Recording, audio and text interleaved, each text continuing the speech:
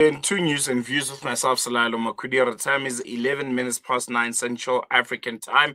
And we're going to be switching gears now to a very, very important discussion. There's been a significant development out in Khayelitsha around halal food certification and public procurement. Just last week, the Khayelitsha Caterers Forum publicly condemned a requirement by the Western Cape Health Department that catering services at Khayelitsha District Hospital must hold halal certification to bid for certain contracts, I suppose. They called it unfair. They said it was exclusionary and potentially in conflict with constitutional freedoms of belief and economic participation. The Muslim Judicial Council Halal Trust, MJCHT, which oversees halal standards, clarified that the certification is a food preparation and handling standards designed to ensure inclusivity for patients with specific dietary needs and requirements, and not really or necessarily a religious imposition. This is very, very important to note, because following a mediated meeting between the trust and the forum, an agreement was reached this week. The MJCHT will now support forum members with guidance towards certification and ongoing collaboration to increase fairness and access. And with us now is Moulana Zakariya Philander of the MJC Halaal Trust to help us give us a bit more insight on what this resolution means for local suppliers, what it means for patients, and just the broader principles of inclusion and constitutional rights. Moulana, Assalamu alaikum. Jazakallah so much for joining us. Welcome to News and Views. Wa alaikum salam, Mr. Aida. Thanks for having me. Can you give us a bit of background on this dispute? What was it all about? And also the original certification requirements, original halal certification requirements, and why they became such a flashpoint with the Khayelitsha Caterers Forum. Yeah, so the dispute was between the Khayelitsha Caterers Forum. Excuse me, I'm recovering from a chest infection. The dispute was between the Khayelitsha Catering Forum and the Khayelitsha Hospital Management. We entered the conversation because of our understanding of halal and because of our positioning in the market. As you have rightfully explained in your introduction, the forum felt that having halal certification is a barrier to trade, and it is preventing them from sort of handing in a tender that will allow them sort of to secure the deal. And a lot of what they based their conclusions on was misinformation, and there was a lot of emotion. And when the facts was laid on the table that this is not a universal practice of the Western Cape government or of government, but this is an inclusionary practice, because the last time we looked, each and every citizen in South Africa is a part of South Africa and is catered for in the Constitution. It's the constitutional right of Muslims to have access to services rendered by the state and to be treated in line with their beliefs. So they should have access to halal food. Discrimination is a relic of apartheid, and Muslims refused discrimination. And I think also the understanding that halal certification is actually a barrier was a misnomer. It was clarified that halal certification actually opens up markets for more markets, and it gives businesses access to wider audiences. And if the bottom line for a business is profitability, well, then the halal economy allows you to increase your bottom line. So instead of looking at this as an imposition or as a religious imposition, which it is not, they should look at it as an opportunity. There was also the misunderstanding that halal is only for Muslim businesses and it excludes non-Muslim businesses. We clarified that the majority of businesses that certify with us are non-Muslim owned businesses, for them to get access to the halal markets and to broaden their scope. There is an advantage to Muslims in that Muslims who have limited access to halal get more access to halal in living in South Africa, get more access to halal options. As we know that we're living in a secular country, and by and large, the majority of eateries and food that is produced is non-halal. So there's benefit for all to be had. There's benefit for business, the inclusion of a minority Muslim community, and there is opportunity for emerging businesses. Once this was clarified, I think all parties sort of reason prevailed, and we thank Allah that sort of this didn't devolve into sort of a religious dispute, which some parties in Cape Town, like the ACDP, was trying to sort of foment. I want to touch on exactly that because there's been certain individuals, certain organizations coming on air with halal sanha or whatever certified halal products and saying I'm a Christian, why should such and such products have a halal sticker on it? South Africa is a secular country and whatnot, and it seems to be bubbling especially online, and it looks to stoke almost divisions between South Africans, those of the Muslim faith, and those that are not. How do you react to that? The fact that parties like the ACDP are at the core of trying to sow those divisions.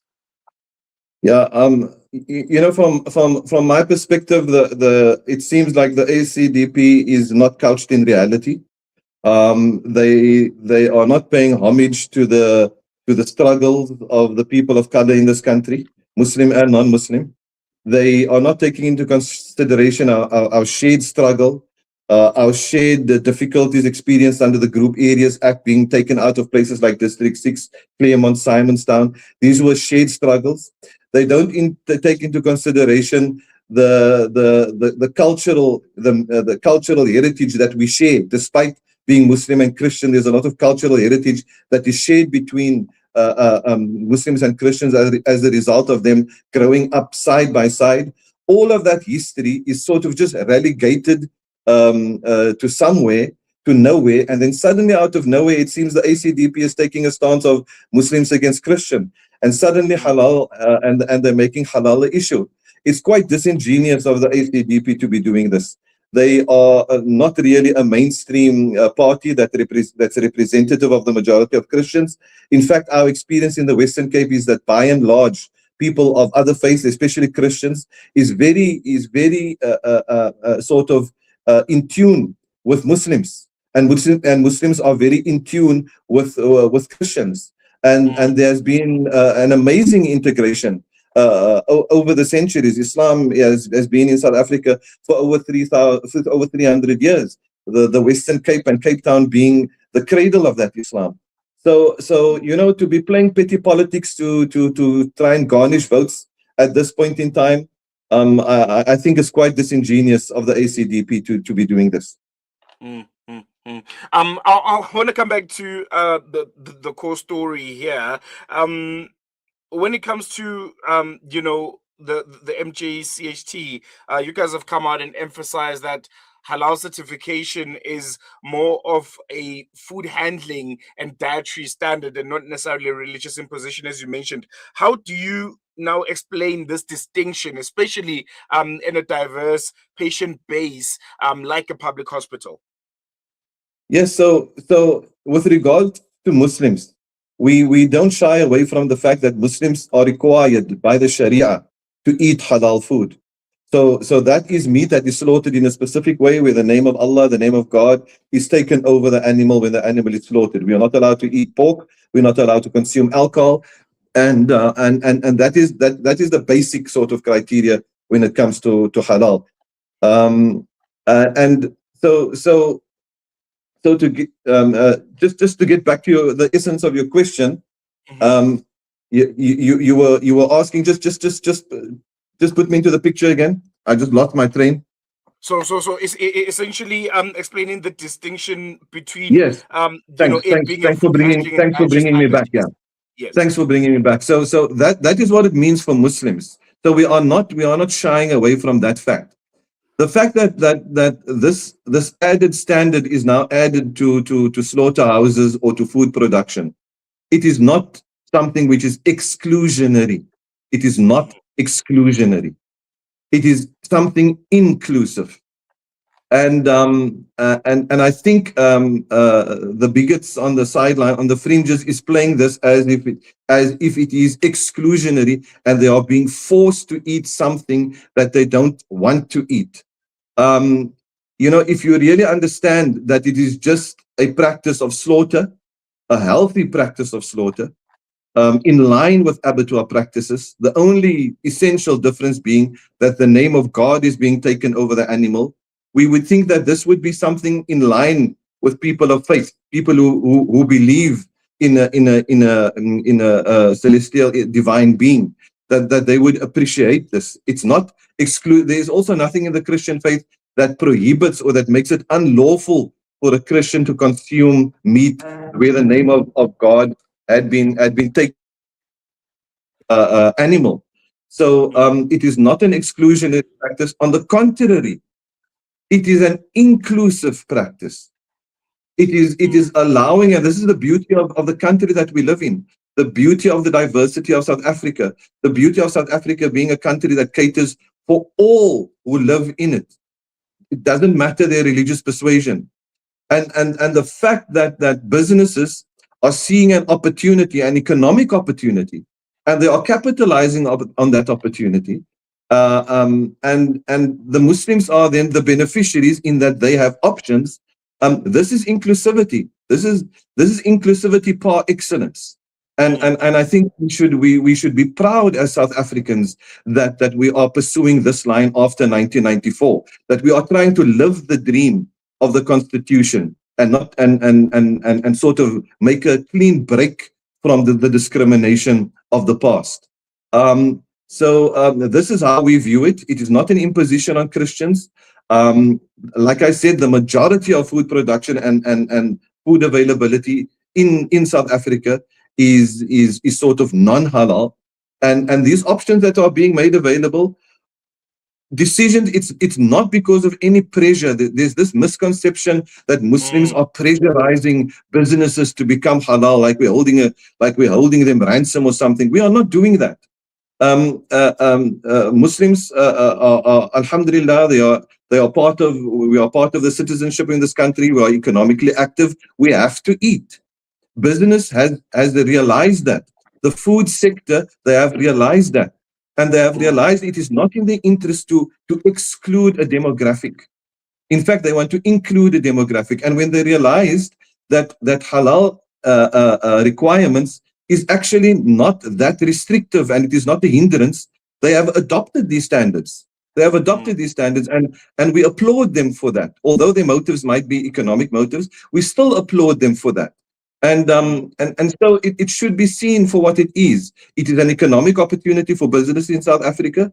It is an opportunity to include a minority in this country. In the case of Cape Town, we're like a minority within a minority. So anyone who is preaching that they should not be halal is actually saying exclude the Muslims.